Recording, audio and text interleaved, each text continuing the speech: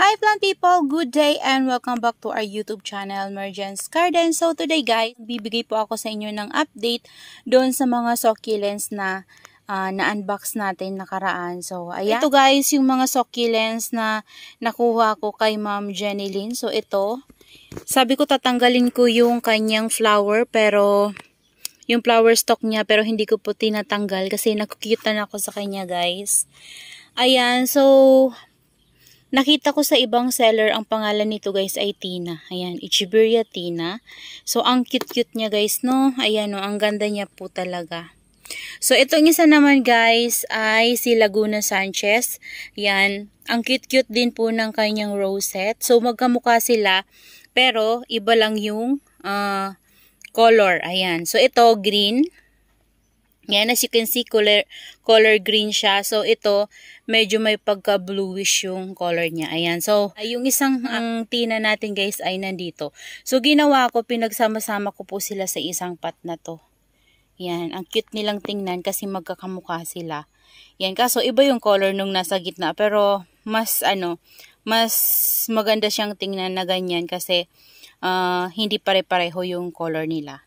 Yung iba nating mga succulents guys ay nandito sa harap. Ayan. So ito yung galing kay Ma'am Jenny Lynn. So ano ngayon guys, 1 PM ngayon and hindi po ako naglagay ng net. Grabe po yung init kapag sumikat yung init. Pero kumukulimlim din po kasi kaya hindi ko binabalik yung net. So ayan, ito yung ating mutant cantay na galing kay Ma'am Jenny Lynn. Ayan siya. Super ganda niya guys, oh. Ayan, nadiligan ko na rin to guys sila isang beses. Pero unti-unti lang talaga yung binibigay ko na water. Ayan, lalo na't malaki yung pot niya. So ito naman yung isa. Ito, pansin ko dito mabilis to mag-crack yung leaves and okay lang din. Maganda lang siya na wag galawin ng galawin kasi mabilis po talaga mag-crack yung leaves niya. Ayan, so binigyan ko to ng water, kunting-kunti lang talaga. Pero tingin ko uhaw pa rin siya kasi nagda-dry yung leaves niya dyan sa mga lower leaves niya. O, nagda-dry siya. Ayan. So dito ko sila pinagsama-sama sa taas na to. And update guys sa ating claret na nilagay natin dito. Ang cute niya talaga dito banda. So, ayan. Saka ko na lang siguro tatanggalin tong nilagay kong stick dito para ano na siya, para kumapit siya, hindi siya malalaglag. So, ngayon kasi hindi pa to guys kapit kasi kunti pa lang yung roots niyan. Hindi pa mahaba yung roots niya. So, tama lang yung roots niya. Hindi pa masyadong marami. And hindi pa masyadong mahaba. So, ayan, marami siyang aerial roots. And dito guys, nag-red yung pinkish red yung tips niya. Ayan. So, aantayin ko to guys na ma-stress. Ayan. Pero, okay na to guys. Buhay na to. Si ating claret. So, dito naman guys, yung Bians natin na nakuha kay Ma'am Jenny Lynn. So, ito, tingnan nyo guys. Okay na okay naman yung ating Bians dito sa pot na to. And dito yung isa.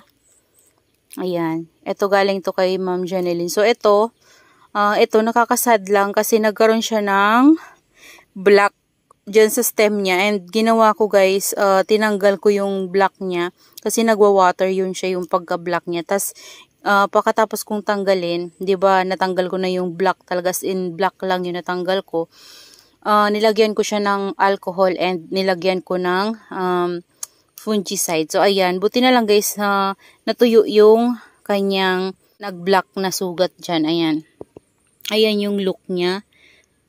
Kumunti na lang yung leaves niya. So ito guys yung galing kay Ma'am Mercy ating na nagkatanggal-tanggal yung mga leaves dyan banda sa pinangitiman ng kanyang stem. So, dyan yun banda. So, hanggang rosette yun guys yung natanggalan niya. Pero ngayon, nagkaroon na rin ng panibagong mga leaves. Ayan.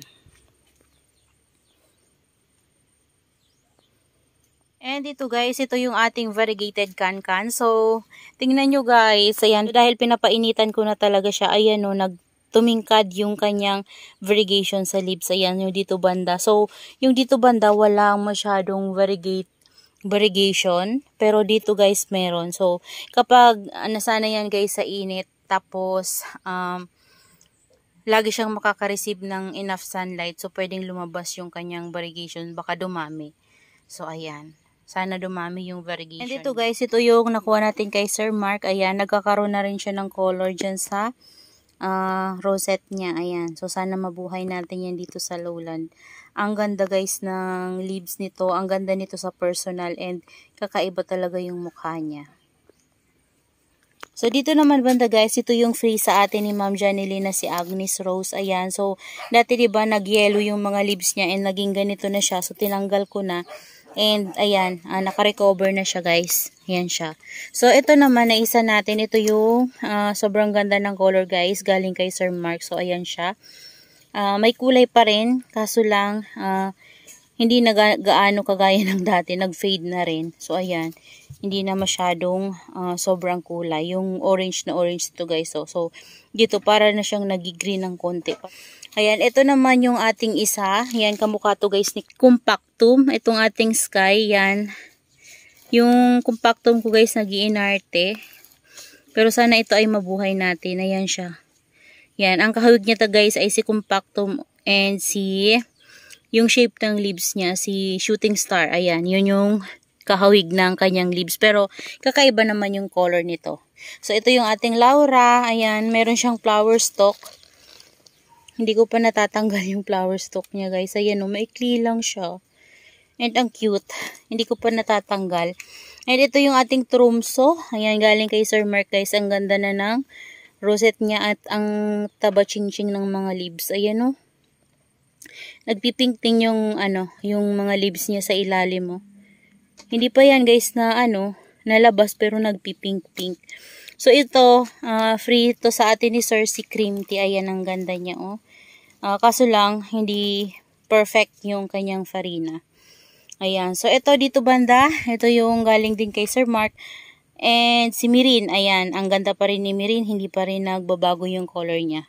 So, ito naman, si Pink Floyd. Ayan, maganda pa rin si Pink Floyd. Si Alba. Ang cute pala guys ni Alba. Yung leaves niya ay mataba. Ayan o.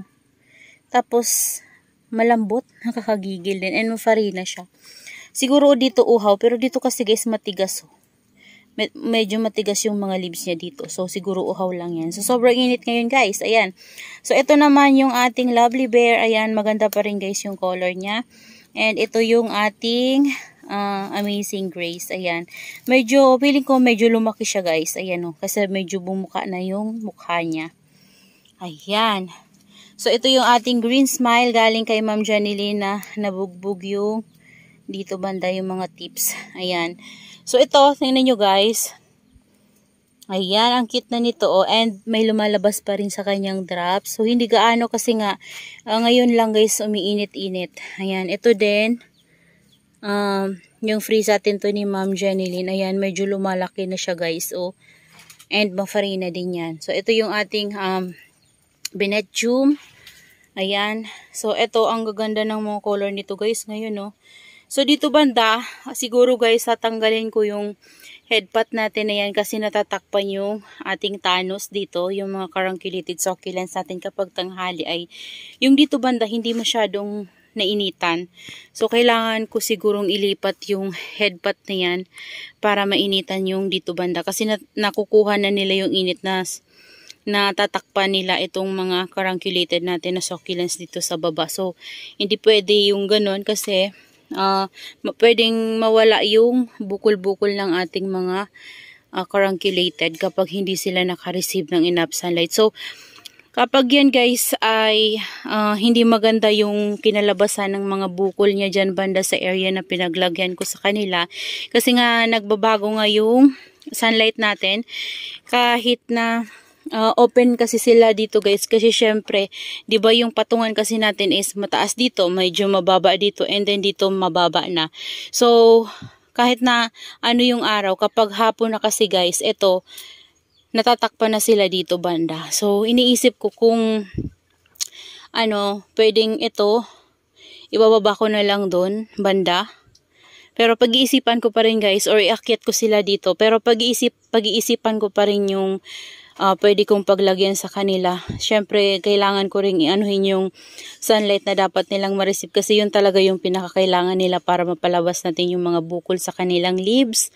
Ayan, yung iba nga guys na drops ay nilagay ko dyan, no? Kasi kailangan talaga niya ng strong sunlight para mapaganda natin or mapalabas natin yung bukol-bukol niya.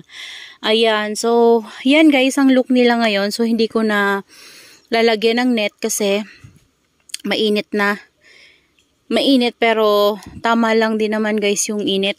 And may UV plastic naman na makakapag filtered ng init galing sa taas. So, ayan. And mahangin din kasi ngayon, guys. Ayan. So, kumukulimlim-kulimlim naman, guys. Ayan. Lumalabas yung init. Masakit. Pero, kumukulimlim naman. Kaya, okay lang yan. So, ayan lang, guys. Yung update dito sa ating ibang mga succulents. So, hindi ko nalalahatin kasi napakahaba na ng video natin kapag nilahat natin. So, marami kasi yun. Ayan. So, basta, ayan yung ating mga carunculated succulents, and dito naman banda, dito yung ating mga astro, nilagay ko na pala dyan guys. Yan. So, meron tayong paparating na pot galing kay Sir Warren of Hunter Pottery. So, ayan. Excited ako guys na maitanim dun yung mga bago nating astrophytum and cactus na dadat. So, yun lang guys. O, tingnan nyo dito. Wala ditong init. Ayan. Kaya kapag natambay ako dito guys ng ganitong oras, dito ko banda. Yan kasi dito walang init. Ayan, morning and mga 9 to 10, yan merong init dito banda. Kaso lang nawawala din kasi agad guys. Kaya yung mga succulents natin dito ay hindi masyadong na-stress and hindi kagandahan kasi nga kulang sila sa sunlight dito banda sa area na to. So wala na din kasi ako guys mapaglagyan sa kanila. Kaya di ko na sila dito tinatanggal. So, mas okay na nandito sila guys. Kasi dito banda guys ay natatakpan na ng ating mangga. So, that's all for today's video guys. And I hope you enjoy watching and see you on my next vlog. Happy gardening everyone! Bye-bye!